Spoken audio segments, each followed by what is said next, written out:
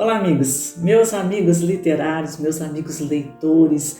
Eu espero que vocês estejam aqui prontos para mais uma conversa literária. E hoje eu vou falar, olha a responsabilidade, eu vou falar sobre uma autora que ganhou o Prêmio Nobel recente, em 2022, uma autora francesa, Annie Ernaux, que não é novidade, não é? Houve uma publicação, uma divulgação muito grande do nome dela, dos trabalhos dela, a partir inclusive do Nobel, e pela editora Fósforo aqui no Brasil, inclusive.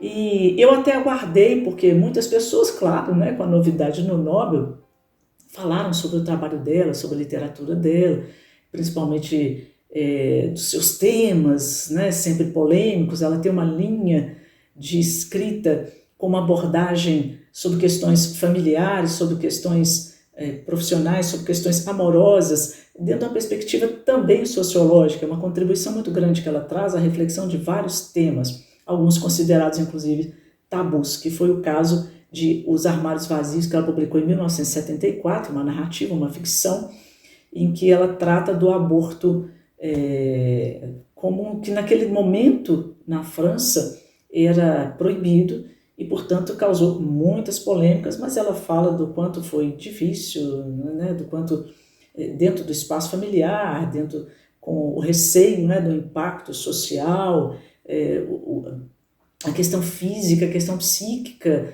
em torno dessa questão. É uma obra que realmente, assim, para a época, inclusive, foi muito audaciosa, mas a editora na França decidiu abraçar o risco e, a partir daí, ela continuou as suas publicações, normalmente neste formato aqui, um livrinho, eu estou falando de livrinho pelo número de páginas, é um livrinho curto, narrativas curtas, e que ela logo, a partir desses outros títulos, o primeiro não, foi uma narrativa ficcional, com base numa experiência real, mas aqui ela assume narrativas sobre questões que ela vivencia, né? Vivenciou e vivencia.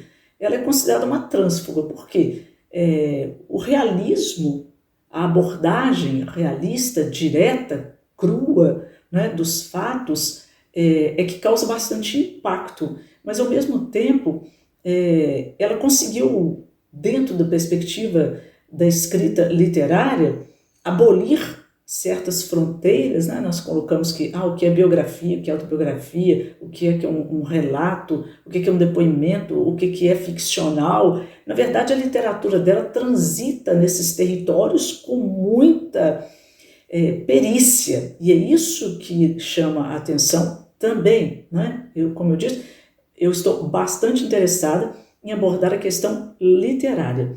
Mas aqui nós temos um título, chama-se Paixão Simples. E depois de terminar a leitura, eu fiquei refletindo, eu convido vocês até me ajudarem a compreender. Quem já leu, por favor, deem aí suas opiniões, façam seus comentários também, deem joinha, né? Mas a questão é a seguinte: paixão simples. E o que eu encontro aqui em termos de narrativa, de abordagem de uma experiência amorosa, ela se tornou amante de um homem casado, de um estrangeiro, que foi morar em Paris durante algum tempo, parece que a trabalho, e um rapaz, inclusive mais jovem, com um padrão de vida mais elevado que o dela. Então, assim, uma série de questões que pareciam empecilhos e, no entanto, eles se aproximaram. Ela fala de um encontro, uma situação social em que ela o conheceu e a partir daí se tornaram amantes durante alguns meses. E ela só vai falar dele sempre, se referir dele pela primeira letra do nome dele. Ela não fala nome, ela não dá nenhum tipo de caminho, pista, né, de quem seria realmente esse rapaz, né, porque se trata de um relato de algo que realmente aconteceu. Então ela não dá nenhum caminho aqui, nenhuma pista para você falar assim, A, deve ser B, né? Ela só trata como A. E o que é interessante, ela diz que é paixão simples. A paixão é simples? Eu queria fazer já uma primeira interrogação. O estado de apaixonamento, de passionalidade, é uma das questões mais complexas, que mais trazem um certo escândalo, né, psíquico, emocional, àqueles que estão apaixonados. Se alguém que nunca se apaixonou, olha, levanta a mão. Não levantei a mão, só dei um exemplo. Mas a questão é a seguinte, como pode ser simples? Né? Eu creio que aqui ela fez um jogo, vou chamar assim, tá? Falta de uma palavra melhor. Se me ocorrer uma palavra melhor aqui, eu vou corrigir. Mas de uma estratégia de falar de algo que é tão complexo, tão profundo, né? que traz um turbilhão, né? De emoções que desconcerta, né? O indivíduo, muitas vezes vai tirá-lo daquele suposto eixo, daquela suposta tranquilidade e viver algo com muita intensidade. Né? É a paixão. A paixão é o amor de Eros lá, como diria Platão, né? Nas suas categorias do amor. E aí ela fala simples, a meu ver, a questão é o distanciamento temporal sobre a escrita e também o domínio de todo esse mecanismo linguístico dela, como eu disse, é uma escrita direta, seca, né? Com uma seleção de episódios muito bem fundamentados, que vão se colando ali como um quebra-cabeça e que no final a imagem fica perfeitinha, fica toda, né, toda construída aparentemente de uma forma racional, que exigiu um certo raciocínio, mas o tema em si não é tão racional assim. Né? Então vamos lá, eu até anotei algumas páginas aqui, eu queria mostrar para vocês alguns trechos que me chamaram muita atenção, como por exemplo, é uma narrativa em primeira pessoa, claro, como eu disse, assemelha-se a um depoimento, ela trata inclusive como a construção de uma narrativa, é um texto metalinguístico, né? E neste momento ela fala assim, olha, não estou contando a narrativa de um relacionamento, nem uma história que me escapa pela metade, com uma cronologia precisa. Ele veio no dia 11 de novembro, ou aproximada, as semanas passaram. Para mim não havia essa cronologia, nossa relação. Eu só conhecia a presença ou a ausência. Olha que coisa maravilhosa. Estou apenas acumulando as manifestações de uma paixão que oscila o tempo todo entre sempre e um dia. Como se este inventário pudesse me dar acesso à realidade desta paixão. Nesta enumeração, a descrição dos fatos não há, é claro, nem ironia, nem deboche, que são formas de contar as coisas aos outros ou a si mesmo depois de tê-las vivido, mas não de experimentá-las no próprio momento em que aconteceram. Então, quando ela fala que não usa desses recursos, que na verdade são mecanismos até, né, de defesa, de abordagem crítica, que ela fala, não, interessa a ela a sinceridade do relato. Ela fala, não, eu não fui crítica, eu não fui irônica, eu não me preocupei também com uma cronologia, porque não se trata de um diário, se trata de uma exposição de todo um sentimento avassalador, não é? Dos encontros que ela mantinha no seu apartamento com esse rapaz, do quanto ela ficava angustiada, esperando por ele, o quanto ela se reservava e preservava para ele. A vida dela foi como se entrasse num estado de suspensão, até os filhos que estudavam fora, quando ia visitá-la, ela pedia para que avisassem, porque quando ele estava com ela, a prioridade dela era para receber esse rapaz. Não é? Era um momento, havia entre eles, parece que realmente uma ligação muito forte, eu não digo apenas no aspecto físico, mas de um entrosamento, eu ouso dizer até uma amizade, uma admiração mútua muito grande.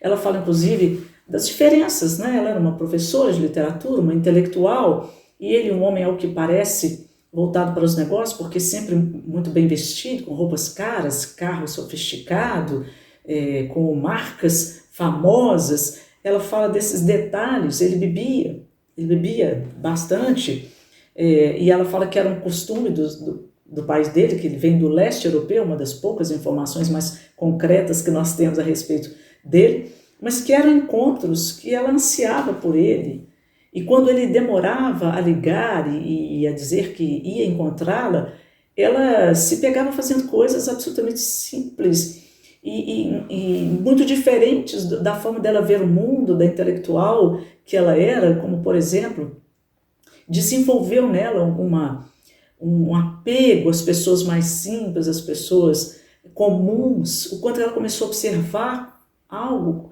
sobre o mundo e as pessoas que ela não observava antes.